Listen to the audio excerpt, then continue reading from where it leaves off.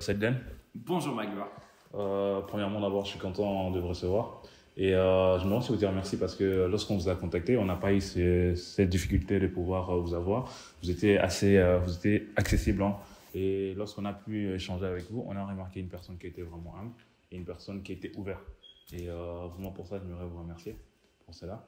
Et ma première question est, quel est votre parcours musical? Mon parcours musical. Alors, je suis né dans une famille de musiciens. Okay. J'ai grandi avec des parents qui chantaient déjà dans un groupe. Mon père était conducteur de louanges dans l'église. Il était compositeur de chants. Il composait des chants et donc il faisait avec un groupe des tournées dans les églises. Quand moi j'étais petit, j'étais gamin. Et donc rapidement, mes parents m'ont inscrit au solfège dans une école de musique. Okay. J'ai appris le saxophone, j'ai appris ensuite le piano. Et puis, à l'âge de 13 ans, je suis devenu le pianiste d'un petit groupe avec ma sœur, mon cousin et puis un pote à nous. Et ensemble, on a créé le groupe Sortie de Secours où on a commencé à composer des chants et puis vraiment à parcourir les églises pour vraiment chanter et puis vraiment... donner tout ce qu'on pouvait aux églises, aux gens et surtout dire qu'il y avait une sortie de secours dans ce monde, c'est Jésus. Et donc ça, j'avais 13 ans. Ouais. Et puis il y a un producteur qui nous avait vus dans l'église, on était tout jeunes, et il nous a dit « Allez, je vous paye le train, vous allez venir enregistrer à Grenoble. » Okay. Nous, on était de Dunkerque, on partit à Grenoble. Et puis on a enregistré 2 chants. On a sorti notre premier single, on va dire. Et puis ensuite, à 20 ans, je suis parti à l'école biblique à Montréal. Et j'ai commencé mon ministère là-bas en 2007. Premier album, Pour qui tu es. Deuxième, Plus de toi, Seule ta grâce. Acoustique, okay. En revenant en France. Majestueux, à Bordeaux. Ébloui, Ma dévotion. Okay. Et puis maintenant, bientôt le nouveau pour cette année. Ok. Quand je vous écoute parler, on voit tout un parcours en fait, toute une formation qui a été faite avant que vous deveniez la personne que vous êtes aujourd'hui. Et vous n'êtes pas sorti de l'ordinaire, donc vous avez été d'abord formé avant de sortir. Et aujourd'hui, vous êtes connu. On va pas se le mentir, c'est que vous êtes une personne connue dans la francophonie. Et comment vous faites pour rester aussi humble malgré que, enfin pas malgré, mais plutôt comment vous êtes connu, comment vous faites pour rester aussi humble? En fait, je pense que tout est en rapport avec ce que tu fais réellement et pour qui tu le fais. Okay. Souvent, la chose qui se passe, c'est que de ne pas être intentionnel pour te protéger, pour protéger ton cœur et ton esprit de toutes les tentations de l'ennemi. L'ennemi veut que tu puisses soit t'enorgueillir et devenir orgueilleux de ton talent et de ton don pour combler tes besoins, okay? Et te faire accéder à la gloire, au succès, à l'argent, au plaisir par des raccourcis. Et en fin de compte, il faut réellement être intentionnel. Il faut être intentionnel à se barricader, à se protéger, à mettre des garde-fous. Okay? Si tu vas sur un toit et que tu vois énormément de choses, c'est génial, mais que tu ne te protèges pas, tu peux vite tomber. Okay? Et c'est ce qui se passe, et c'est ce que, en tout cas, moi, j'ai vraiment décidé de mettre des garde-fous, comme ne pas regarder combien de vues mes chants font sur YouTube, ne pas regarder les likes sur Insta ou sur Facebook, ne pas être dans la comparaison entre les artistes qu'on peut voir, les chanteurs, les chants. Et au moins là, je suis en train de me protéger. Et je garde mon cœur focus sur je sers Dieu et moi je suis rien, juste son fils adoptif. Et ma gloire, c'est d'être son fils et pas d'avoir fait des albums. Et concrètement, à partir du moment où tu dévies et tu ne regardes plus à Dieu, forcément, tes yeux vont aller vers tout ce qui brille. C'est normal, on est des êtres humains. Et l'ennemi, il connaît nos points faibles et il connaît exactement ce qui pourrait nous faire chuter. Ok. Donc, il faut se protéger. Ok. Bah, justement, quand je t'écoute parler, tu as dû mettre des cadres autour de toi pour pouvoir d'abord protéger ton cœur. Justement, comme la Bible nous dit, Exactement. garde ton cœur plus que toute autre chose. Exact. Et bien évidemment, au début, tu m'as dit comme quoi tu as été formé, on a vu tout un parcours. Comment tu as été formé? Il y a ce qu'on appelle l'appel de Dieu. Comment est-ce que tu as su que tu t'es appelé à chanter? L'appel, concrètement, moi j'ai découvert au fur et à mesure que Dieu nous donne des dons et des talents naturels. Donc, facile. Ouais. Concrètement, tu as reçu des dons comme moi j'ai reçu des dons. Totalement. Mais il faut que tu l'acceptes. Il faut que tu acceptes que ces dons-là font partie de ton appel. Okay. Si tu désires un appel différent de tes dons, tu vas te battre contre du vent. Ouais. Et ça va pas marcher. Et tu vas t'épuiser. Et tu vas te brûler. Et tu vas surtout cacher tes dons et tes talents à toi dans le sable en disant bah non, ça c'est rien. Ça c'est tellement facile pour moi de faire ça que moi je veux ça. Moi je veux, tu vois. Et en fait, l'appel vient d'accepter le fait que, ok, moi je veux servir Dieu et je sais le servir avec ça. Pour moi, c'est facile de le faire. Il faut comprendre que Dieu nous a donné des dons naturels pour l'utilité commune de l'Église. Ouais, ça c'est vrai ça. Et ouais, c'est totalement vrai de pouvoir savoir utiliser ses dons. Et mais justement, en parlant de tes dons, comment est-ce que tu as fait pour développer ces dons? Parce qu'un don se développe. Totalement. Ouais. Alors, forcément, moi, déjà, le fait que mes parents m'aient inscrit à l'école de musique, ça m'a poussé à comprendre et à apprendre, parce que concrètement, c'était du travail. J'avais pas envie d'y aller, moi, les mercredis à l'école de musique, tous les mercredis pendant 1 heure pour apprendre le solfège.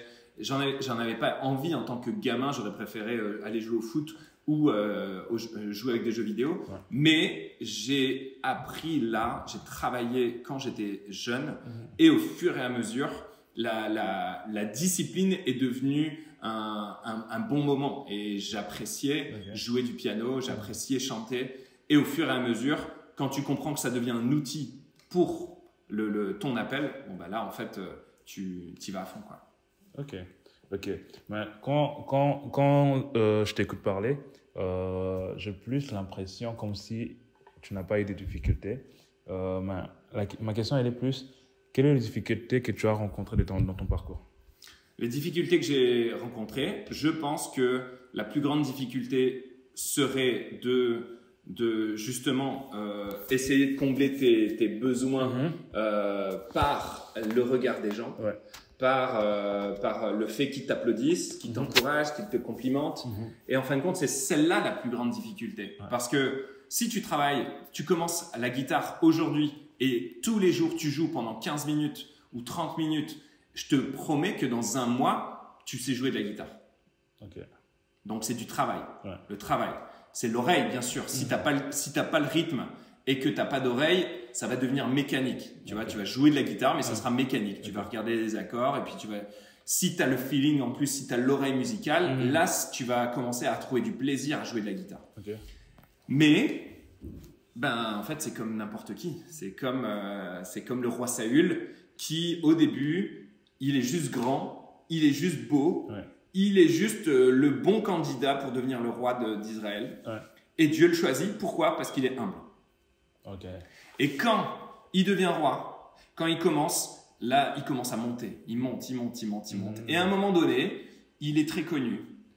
Et là, il y a Samuel qui est censé venir offrir le sacrifice.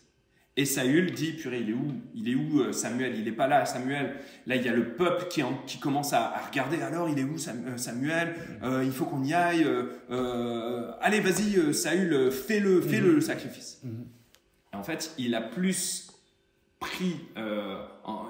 regardé à la pression que le peuple lui mettait qu'à l'approbation de Dieu et au fait qu'il ne devait pas désobéir, mais il a désobéi, il a sacrifié lui-même le sacrifice que Samuel devait faire parce qu'il y avait une pression du peuple. Et c'est à ce moment-là que Dieu lui a dit, ok, je te veux plus comme roi, j'enlève l'onction royale, je vais la mettre sur quelqu'un qui est humble et qui a le cœur, qui a un cœur pour Dieu, c'était David. Ok. C'est une très bonne chose. C'est une très bonne chose. C'est quel enseignement. Vraiment, merci. Et notamment, si moi, personnellement, je vous ai connu. Lorsque je vous ai connu, c'est la chanson Maintenant, je pense, c'est lui avec des Namona. C'est lorsque je vous ai connu. Je me suis dit dedans, est-ce que c'est normal qu'une personne puisse chanter quand ça peut avoir une voix, une telle voix? Je parle de vous.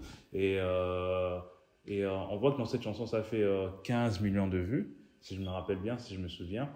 Comment est-ce que ça s'est passé la collaboration? Concrètement, Dena, c'est ma petite sœur. Okay.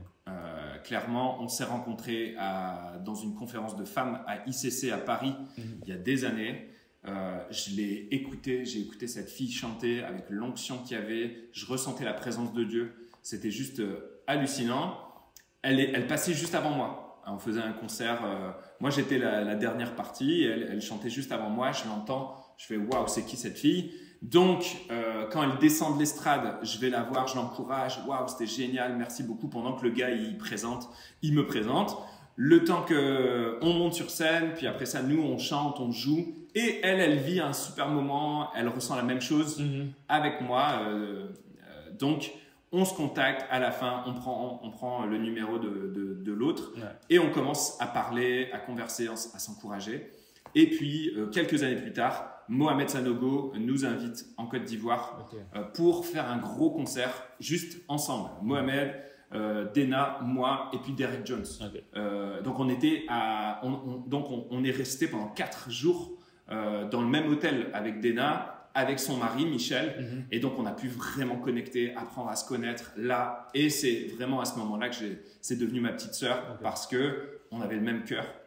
Donc quelques années plus tard, en 2020, elle me dit écoute, je viens en France, est-ce que ça te dirait de faire un duo avec moi? J'ai un chant que Gwen Dresser m'a écrit et maintenant Seigneur, est-ce que ça te dit? Oui, on y va.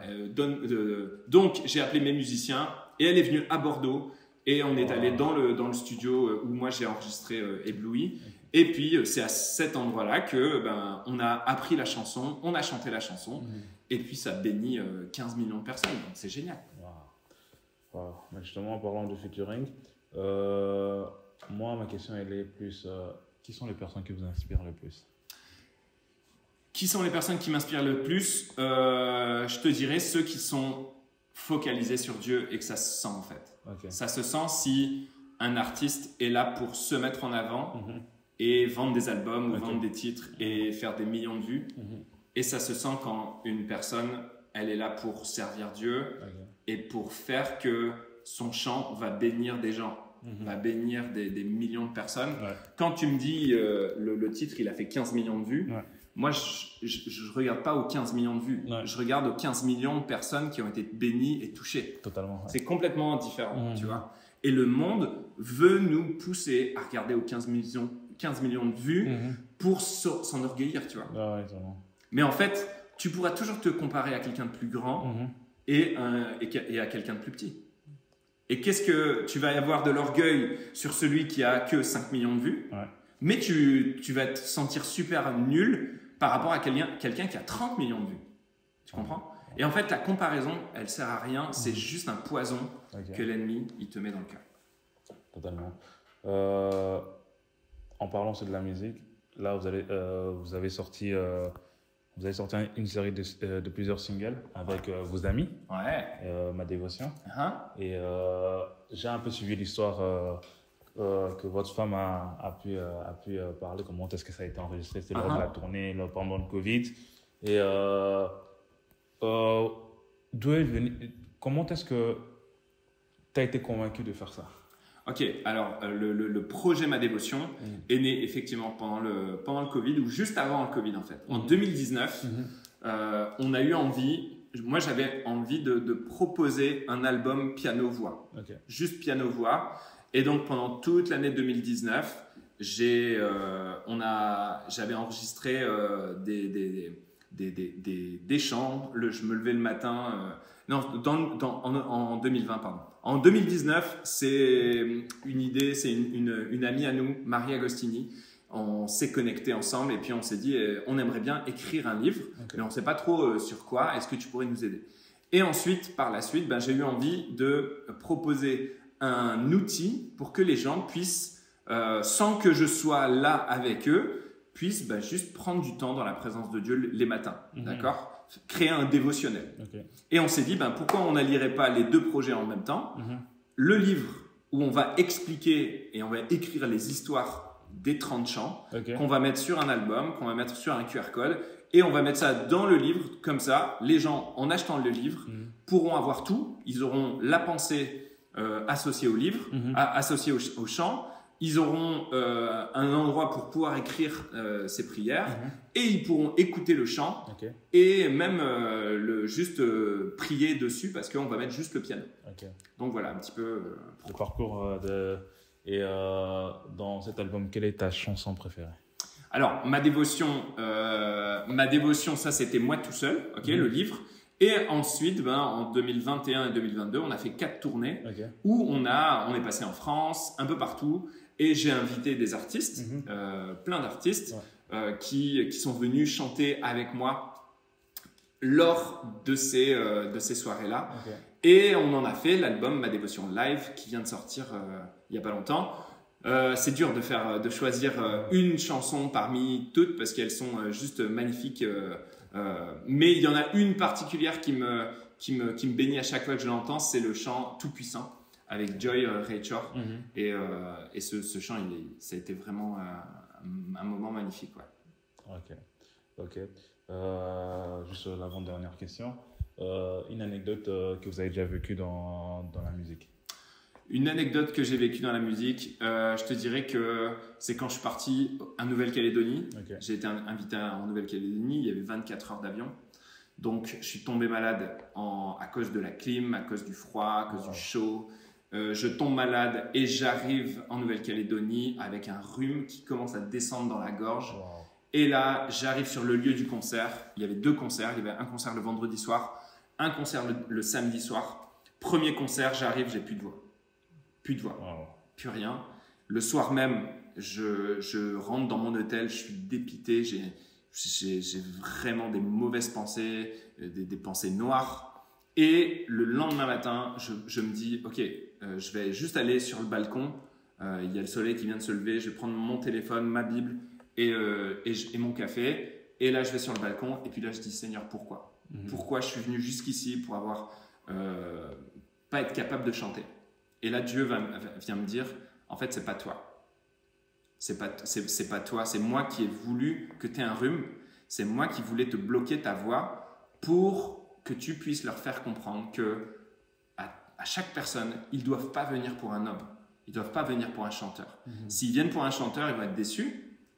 Mais s'ils viennent pour moi, là, ils vont pouvoir trouver la vie, la joie, la paix. Et alors, quand j'ai compris ça, j'étais super soulagé. Le soir même, j'avais mon 2e concert. J'avais pas plus de voix. Je suis arrivé, j'ai commencé à chanter. Je chantais, c'était horrible. J'ai dit à un de mes choristes, vas-y, commence à chanter. Il a chanté le premier chant.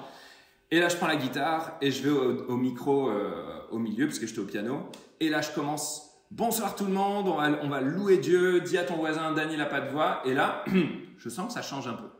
Et là, je dis, ok, chante pas, je vais essayer. Et là, je commence à chanter. Ma voix revient à ce moment-là jusqu'à la fin du concert. Et dès que le concert était fini, j'avais plus de voix. Dieu, en gros, voilà ce que je veux que tu comprennes, c'est que Dieu fait ce qu'il veut. Dieu est au-dessus de tout. Dieu est souverain. S'il veut t'enlever ta voix, il te l'enlève. S'il veut te la donner, il te la donne. S'il veut t'ouvrir une porte, il va le faire. Même si c'est la mer Rouge, il ferait un chemin. Tu vois, c'est le Dieu de l'impossible. Donc, soyons en paix, soyons dans la foi. On a confiance en lui et puis tout va bien se passer. C'est un beau témoignage, ça. Et la dernière question, il y a plusieurs jeunes. Il y a plusieurs jeunes qui aimeraient s'élancer dans la musique, qui ont ce feu-là en eux. Quel est le conseil que tu peux leur donner? Alors, pour moi, le conseil principal, c'est commence petit. Rêve grand, mais commence petit. Et ne vis pas dans le futur. Vis là, dans le présent. Sois fidèle dans tout ce qu'on va te demander. Et un cœur au service des autres. dans toute la Bible, elle peut être résumée en 2 commandements. Tu te rappelles? Aime Dieu en premier. Cherchez d'abord le royaume de Dieu et sa justice. Et tout le reste va arriver. Donc, si tu veux le bonheur, cherche Dieu d'abord. Si tu veux ceci, si tu veux cela, cherche Dieu d'abord. Aime Dieu de tout ton cœur, de toute ton âme, de toute ta pensée, de toute ta force. Et aime ton prochain comme toi-même. Toute la vie, si tu comprends que Dieu, il te demande 2 choses. De l'aimer lui en premier et d'aimer tout le monde autour. Ta vie, elle va être extraordinaire.